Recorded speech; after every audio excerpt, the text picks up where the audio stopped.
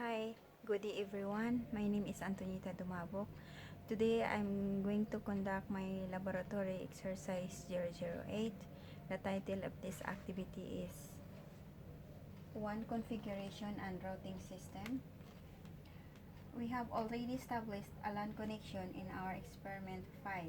We learned that with the right IP configuration and proper routing protocol, there will be a communication.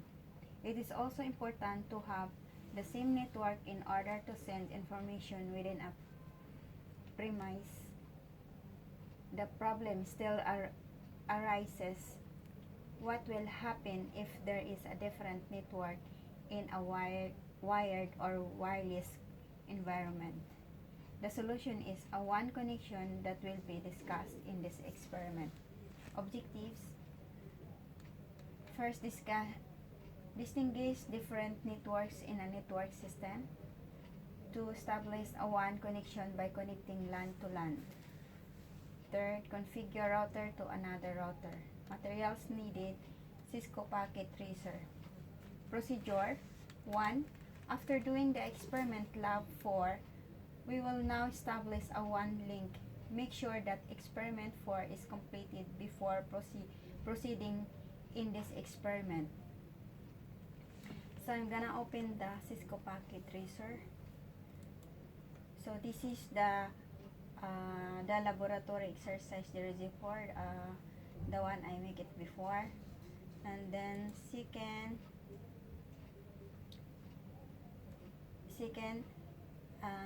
in configuring the WAN connection, click on the Cisco click on the Cisco_1 router and select config mode. And third, choose interface serial 0/0/0/0. And fourth, configure the interface serial 0/0 by designing the IP address to 192.168.2.1. Then press the tab key and enter the subnet mask 255.255.255.0 on the interface. And 5, set the clock rate to 56 or 56000. So I'm gonna click the Cisco 1. Okay, and then serial 0/0/0 and config the IP address 192.168.2.1 and double check it. Yeah, the 2.1, then press tab key and then so it's okay. And the clock rate should 560000. 56 okay. And then next,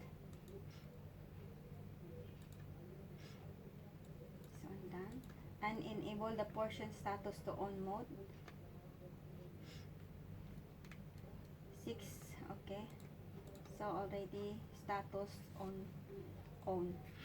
So next, number 7, click the new router and select the configuration mode. Change the display name and host name to Cisco_2. And then configure the interface serial 0/0/0 with the IP address 192.168.2.2. Then press the tab key and enter the subnet mask. So first, I'm gonna close this one, and then I'm gonna click the Cisco_2. So I'm gonna change this one, Cisco_2.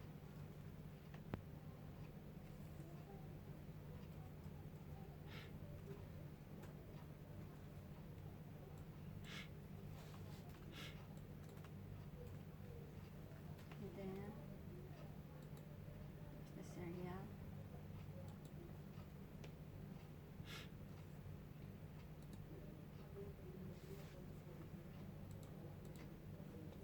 (192.168.2.1) 192.2. 192.168.2.2. So, the subnet mask is 255.255.255.0 and port status should on. So, it's already on. And next, so, already on. Yeah. And I'm gonna change this one. Okay. Then close. Then, again, enable port status on mode is done. Number 10. And note, the indication that the link successful is when on the serial link, the red blinking light should change to green, showing that the link is active. And configure the routing protocol. Click the Cisco WAN router and select the config tab, then click or IP on RIP and add the network address 192.168.0 and 192.168.2.0. So I'm gonna click the router Cisco 1 underscore 1.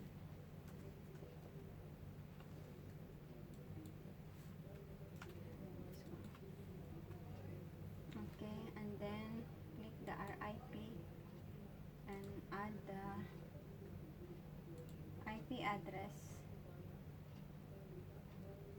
192.168.1.0 192.168.1.0 and add, and again 192.168.2.0 and add. Okay, next is done. So number 2, click on the Cisco underscore 2 router and select the config tab, that click an RIP and add the network address 192.168.2.0. So I'm gonna click the router underscore 2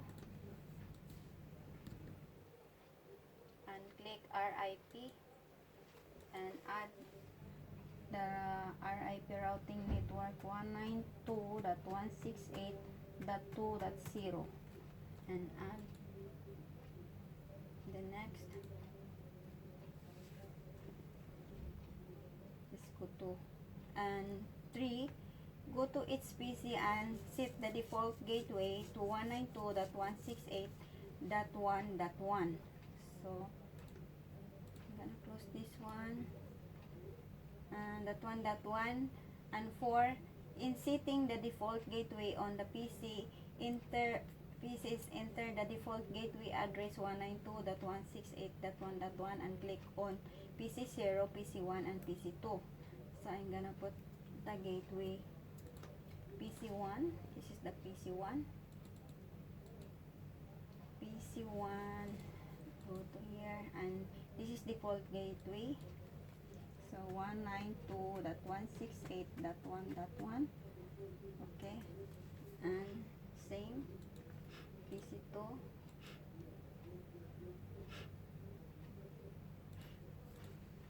Default gateway 192.168.1.1 done.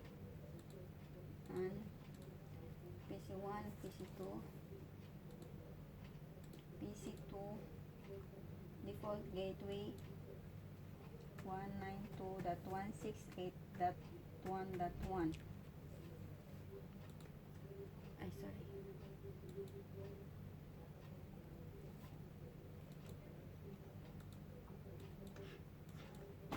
One nine two dot 168.1.1. Okay, next. Okay. So the 5 test the connectivity of the network by clicking on the simulation mode. So I'm gonna check this one if it's working. I'm gonna put first this and this one. and I'm going to the simulation mode. This is the simulation mode, and I'm gonna check if is it working. Yes. PC0 to half to Cisco 1 and Cisco 2, going to Cisco 2 and going back to Cisco 1, going to half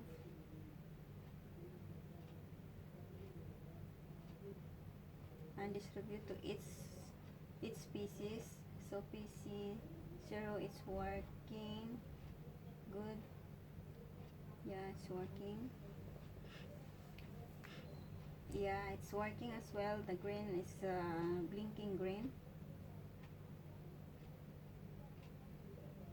Yes, it's both devices is working. So yeah, so now I'm going to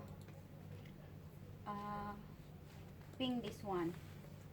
So I'm gonna ping this. If I will check if its devices is working well. Ping 192.168.1.3. So it's working. So ping 192.168.1.4. This is PC2.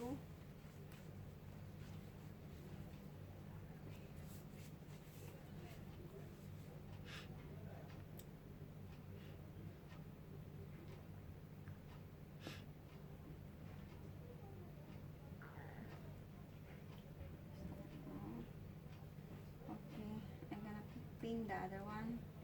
Yeah, sorry. Ping receive. Yeah, ping statistic for 192.1.2 and .4. Packet sent for receive 0, receive 4 and lost. Yes. So now ping 192.168.168.2 .1.0. This is the router 1. Reply from 192.168.1. Reply from 92.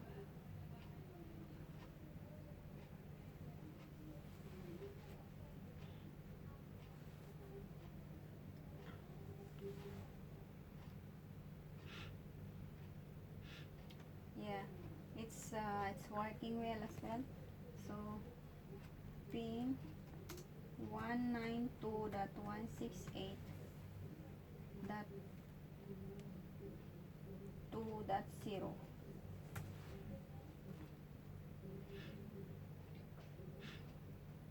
Yes, approximate around trip times milliseconds. Packet sent 4 receive and 4 and 0 loss. Approximate round trip times in milliseconds minimum and maximum LMS average. So it's working. So this is the ping that I am checking if it's the devices is working well. So now I'm gonna just put this one 192.168.1.0. Okay. And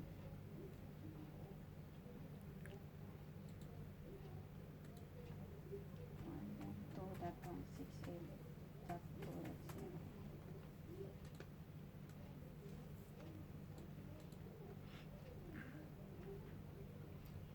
Then the VLAN.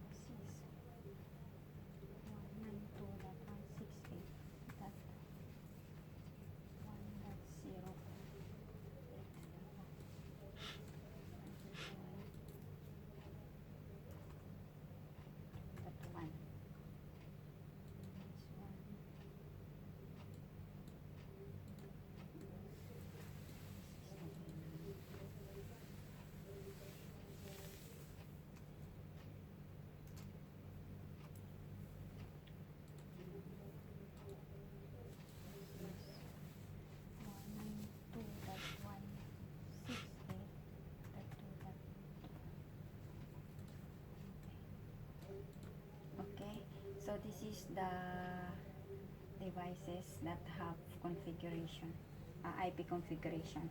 Now I'm going to answer the questions.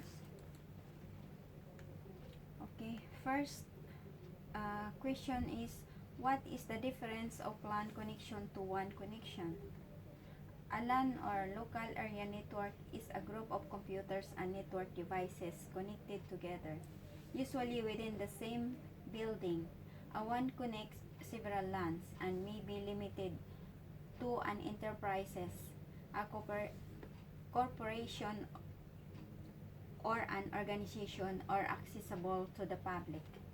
Second, can we establish a communication from one point to another having the same networks? In computer networking, point-to-point protocol or PPP is a data link layer or layer 2 communication protocol between two routers directly without any host or any other networking in between. It can provide connection, authentication, transmission, encryption, and compression. Third, what do we need to configure the router? Configure your router to make your network complete. You need to configure the router so that it can communicate with your network components. You don't need to adjust the firewall. Most routers set things up just as you need them. Set a service, then identifier or SSID for your wireless network. Fourth, what can you conclude from this activity? By conducting this laboratory, I can conclude that LAN and WAN are two different types of network. However, both are serving the same purpose, classified through the types of network used. LAN connection comprise a single premise, while WAN comprise several LAN. So this is my laboratory exercise 008, and thank you, hoping that I have answered and satisfied that questions being asked. Good day.